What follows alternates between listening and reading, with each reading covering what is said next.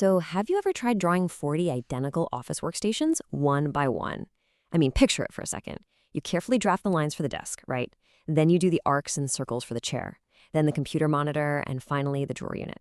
And then you do it again, and again, and again. 40 times. Just think about the sheer volume of wasted clicks, the intense frustration, and honestly, perhaps worst of all, the subtle, massive inconsistencies that just inevitably creep into your drawing when you manually copy, paste, or redraw that many items. It's a massive time sink, and it literally drains the energy right out of your design process. Well, today, we're turning that frustration into drafting efficiency. Welcome to today's explainer, where we're going to completely master AutoCAD blocks. Our sources show how blocks aren't just some basic drafting tool. No, they're a career-enhancing superpower. It's really what separates amateur drafters from the absolute professionals. Here's our roadmap for the explainer today. First, we'll look at the repetition problem. Second, what AutoCAD blocks actually are. Third, creating your very first block.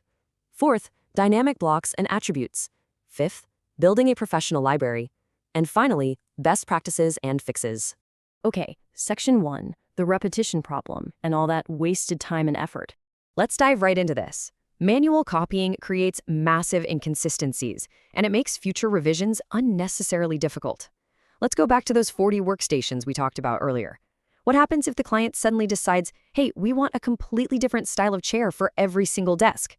Well, if you drew or manually copied those 40 workstations as individual, unlinked lines and arcs, you now have to track down, erase, and manually modify 40 separate chairs. That is the absolute nightmare of manual drafting. It completely destroys your agility when revisions hit. So what's the elegant solution here? That brings us to section 2. What are AutoCAD blocks? The elegant solution. To truly understand blocks, you really need to grasp the fundamental difference between a block definition and a block reference. Think of the block definition as the master DNA. It's stored securely inside your drawing file's background data. Now, when you insert a copy of that block into your actual drawing, that physical copy is a block reference. Essentially, it's a clone. And here's where the magic happens. If you update the master DNA, that central block definition, every single block reference across your entire drawing instantly updates. You change that chair's design just one time in the block editor, and boom, all 40 workstations update automatically. It's a brilliant, immediate time saver. And this brilliantly illustrates exactly where blocks fit into your workflow compared to groups and external references, or XREFs. It's super important to compartmentalize these tools. Blocks, well, those are your reusable standard components, perfect for things like doors, chairs, and electrical symbols. Groups, on the other hand, are really just temporary selections.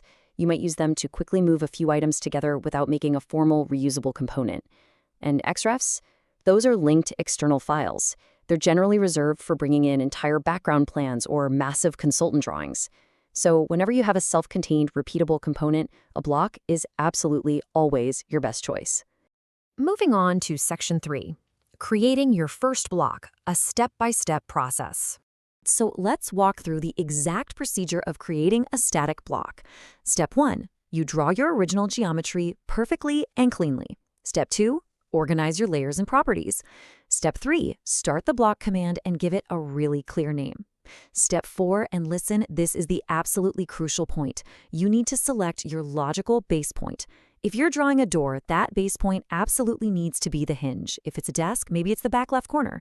Choosing a random base point is going to make accurate placement highly frustrating later on, trust me. Then for steps 5 and 6, you just select your objects, confirm the block behavior, and there you go. You've officially created your first block. Once you've created that block definition, getting those newly created references placed is incredibly simple. You can use the standard insert command or pull it right from the blocks palette where you get to see these nice visual previews of your components. Or honestly, if it's already in your drawing, just use the copy command to duplicate the existing reference. Simple as that. All right, section 4, dynamic blocks and attributes. This is all about leveling up your blocks.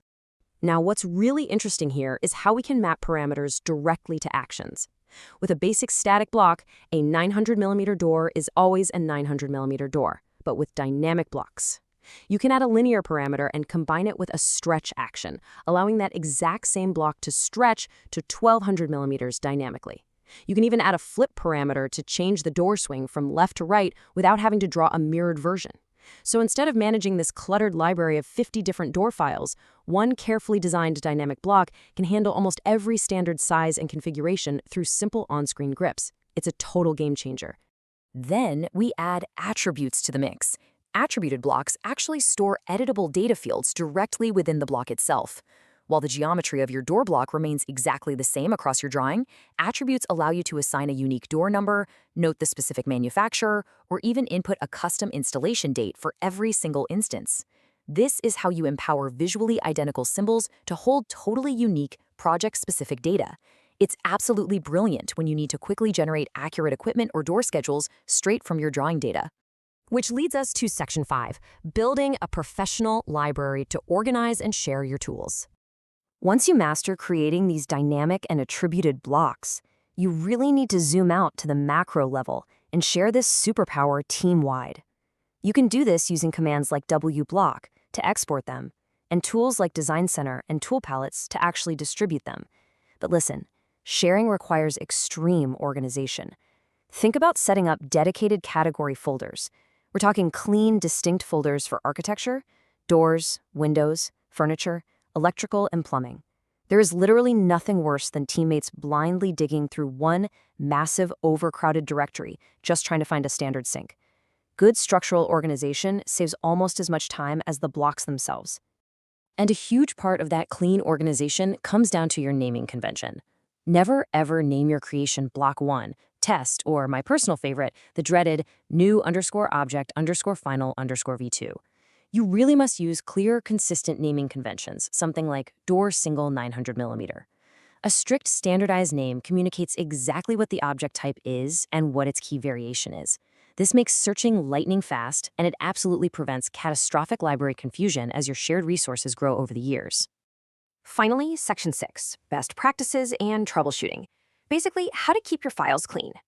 Let's run through the golden rules here. Always start with clean source geometry, no overlapping lines. Secure those logical base points we talked about, and before you share anything, test every single block in a completely blank drawing.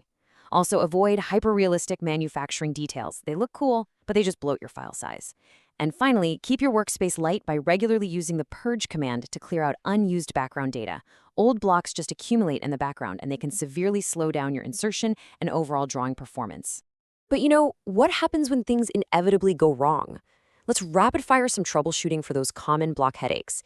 Is your block inserting way too large or way too small? Your solution is to check your units. A mismatch between millimeters and inches is almost always the culprit here.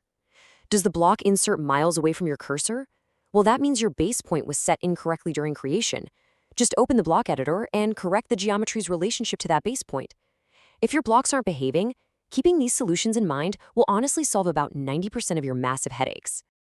All of this incredible functionality really boils down to one core philosophy, taken directly from our source material: separate the design decision from the repetition. Think about that for a second. You design the component perfectly once, you make all your key dimension and layer decisions right up front, and then you deploy it flawlessly as many times as you need. You're working smarter, not harder. So I'll leave you with a quick question to take back to your desk. What is the one element you draw most often in your day-to-day work? And how are you going to apply these techniques to turn it into a clean, reusable block today? Seriously, don't wait. Go apply this to your workflow right now. Thank you so much for joining me for this explainer. Go clean up those drawing files and keep learning.